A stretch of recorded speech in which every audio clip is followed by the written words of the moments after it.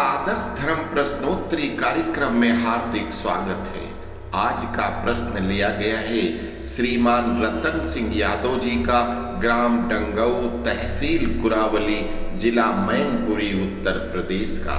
इनका प्रश्न है, अनरथ करन जब तिय चली, पिय चरण पर्यो भाराए, निज पिय की लखियसी दशा, तिय अरुंधति कढ़ी जाए, तिय अरुंधति कढ़ी जाए।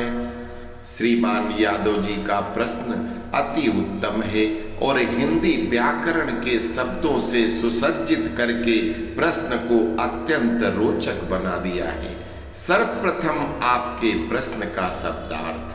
अनर्थ मतलब जिसकी कल्पना नहीं की जा सकती, ऐसी अनहोनी। करण जब तिय चली, करने के लिए जब स्त्री तैयार हो गई। पिय चरण पर्यो भाराए, तो पति देव चरणों में गिर गए। भाराए का मतलब जब कोई बड़ा पेड़ जमीन पर गिरता है, उसकी भयंकर आवाज होती है, वहां इस शब्द का प्रयोग किया जाता है।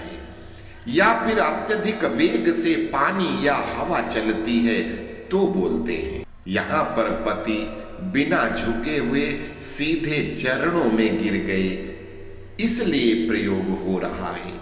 निज पति की लखि असी दशा, अपने पति की ऐसी हालत देखकर, दशा देखकर, तिय अरुंधति कढ़ जाए, अर्थात स्त्री की अरुंधति। अरुंधति का मतलब होता है जबान, टंग। कढ़ जाए मतलब निकल आई। अब प्रसंग कहाँ का लिया है मास्टर जी ने?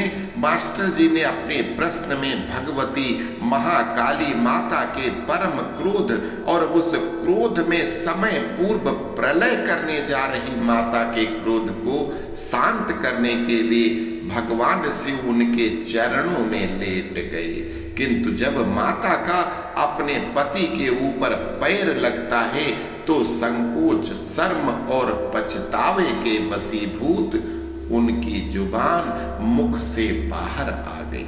हालांकि इनके इस प्रश्न से हम सहमत नहीं हैं, क्योंकि शिव जी माता के चरणों में लेट गए, यह घटना नहीं थी, ऐसा नहीं हुआ था। इस घटना का विस्तार से वर्णन करते हुए हमने महर्षि विश्वामित्र कृत सीता पुनरागमनम में वर्णित कथा के वीडियो में मैंने बताया है।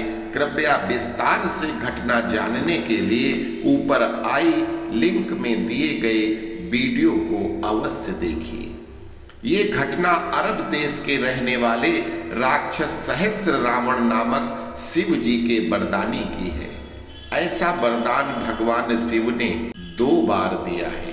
एक बार तृतीय मनवंतर में राक्षस राज रक्त बीज को यही वरदान दिया था, अगर एक बूंद उसका जमीन पर गिरता है तो उसके समान एक और रक्त बीज तैयार हो जाता है। उसका वध करने के लिए माता ने काली का रूप लिया था और वही वरदान उन्होंने दोबारा फिर त्रेता युग में सहस्र रावण को दिया, जिसके लिए माता पार्वती को महाकाली के रूप में आकर उसके सर को धड़ से अलग करके उसका एक एक बूंद रक्त पान करना पड़ा, क्योंकि वरदान था कि रक्त निकलते ही प्रत्येक बूंद खून से उसके स्वयं के समान बलवान पैदा हो जाएगा। ये घटना त्रेता युग से संबंधित है, जब सहस्र रावण नामक राक्षस से रावण की बहन शूर्पणखा पुनर्विवाह कर लेती है और लंका किष्किंधा सहित अयोध्या का समूल नाश करने के लिए पति सहस्र रावण को उकसाती है। सहस्र रावण को भगवान भोलेनाथ अपना पुत्र मान चुके थे। उसको वरदान दिया था कि कभी भी किसी भी परिस्थिति में उसके एक बार बुलाने मात्र पर शिव जी आ जाएंगे और सहस्र रावण की आज्ञा का पालन करेंगे। यही वरदान था जिसके कारण शिव जी भक्त के कहने पर अपने इष्ट देव भगवान श्री राम से युद्ध करने आ गए और रामादल के बहुत सारे वीरों को या तो मार दिया था या मूर्छित कर दिया था। लेकिन समस्या एक और आ गई कि जब भक्त और भगवान के मध्य भयंकर युद्ध हुआ, उस समय संसार में प्रलय का खतरा हो गया। हुआ ये, जब भगवान शिव द्वारा अयोध्या की सेना का बुरा हाल हो गया, तब प्रभु दीनदयाल श्री राम ने हनुमान के साथ में लवकुश को भेजकर माता सीता को पृथ्वी लोक पर बुलाया था।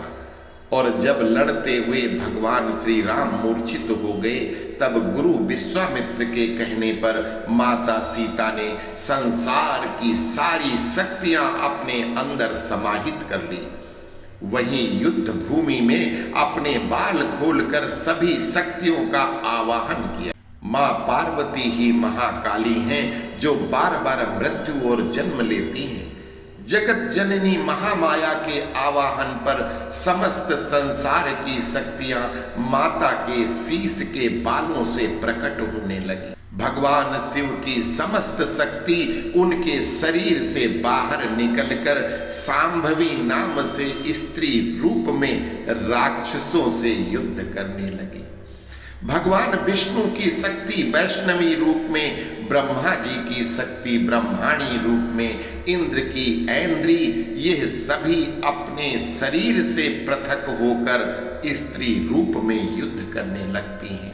मां पार्वती जो सहस्त्र रावण से युद्ध करती हैं, उस समय उनके महाक्रोध में होने से वो महाकाली बन गई थी। सहस्त्र रावण को दिए गए वरदान का मान रखते हुए महाकाली स्वयं उसके एक एक सर को धड़ से अलग करते हुए उसके एक एक बूंद को पान कर रही थी, पृथ्वी पर नहीं जाने दे रही थी। उनके मुख में ही राक्षस पैदा होते थे, उनको वहीं चबाकर चट कर जाती थी। इसी क्रम में युद्ध करते हुए जब उनका पैर किसी के कोमल शरीर से टकराया तो उनकी नजर नीचे जाती है और देखती क्या है कि अरे ये तो मेरे स्वामी, मेरे पति देव हैं। इसलिए आश्चर्यचकित होकर उनकी अरुंधति अर्थात जीभ बाहर निकल जाती है। शिव जी महाराज माता के पैरों में लौट नहीं गए थे, बल्कि उनकी शक्ति, उनकी आत्मा स्वयं सांभवी रूप में अब भगवान राम की तरफ से माता सीता के अधीन राक्षसों से युद्ध कर रही थी और शरीर बेजान था।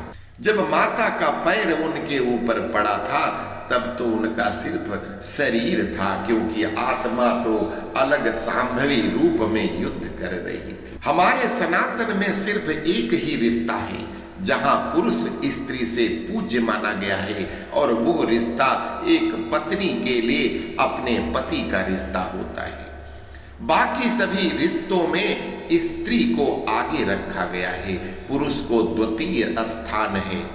उदाहरण के लिए माता का पिता से ज्यादा स्थान है, उनको ज्यादा मान्यता है। सिर्फ एक ही रिश्ता है जहां एक दूसरे को नाम से नहीं पुकारा जाता, वो सिर्फ पति पत्नी का रिश्ता है। इसी रिश्ते में पत्नी का अगर गलती से पैर लग जाए पति को, तो प्रायश्चित करना अनिवार्य है। पत्नी ही पति को प्रणाम करेगी, पति नहीं। यहाँ पर माता भले ही कितने क्रोध में थी, लेकिन उनको अपने पति देव याद थे। तो उम्मीद करता हूं कि मास्टर जी आपके प्रश्न का समुचित उत्तर मिल गया होगा। अस्तु। जय सिया राम।